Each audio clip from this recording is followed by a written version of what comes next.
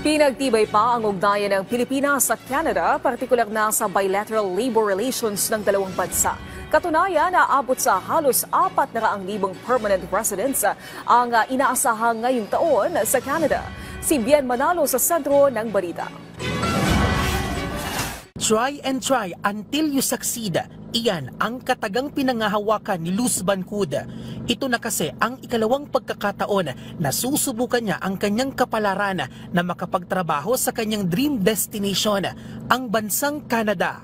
Target niya makapagtrabaho roon bilang caregiver, bagay na magagamit niya raw ang kanyang mga karanasan sa 8 taong pagtatrabaho bilang domestic helper sa Hong Kong. For my future, of course, kasi habang may pagkakataon tayong makapagtrabaho sa ibang bansa, great opportunity po. Malaki rin aniya ang kanyang pwedeng kitain doon na malaking tulong para sa kanyang pamilya.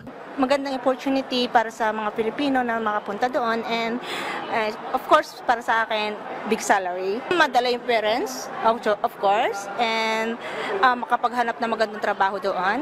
Ang pangarap na yan ni Luz, malaki ang tsansa na matupad na dahil mas pinagtibay ng Pilipinas at Canada ang kanilang ugnayan. Ito ay matapos lumagda sa Memorandum of Understanding ang Department of Migrant Workers, Department of Foreign Affairs at mga opisyal ng the Province of Nova Scotia, Canada. Layo nito na patatagin pa ang bilateral labor relations ng dalawang nasyon at isulong ang mga programang mangangalaga sa kapakanan at karapatan ng mga overseas Filipino worker. This MOU reflects our shared commitment to building a strong and productive working relationship. A relationship that is rooted in mutual respect, meaningful collaboration, and the pursuit of common goals.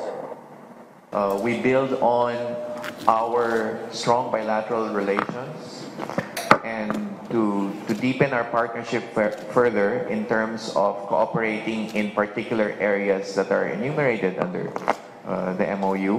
Dahil sa economic expansion, nangangailangan ng mas maraming skilled professional ang Canada, alok ang competitive salary at pagtiyak ng financial stability. Kaya target ng Migrant Workers Department na magkasa ng job fair. Kabilang sa mga manggagawang kinakailangan ay para sa industriya ng healthcare, technology, finance and skilled trades, software developers at construction industry.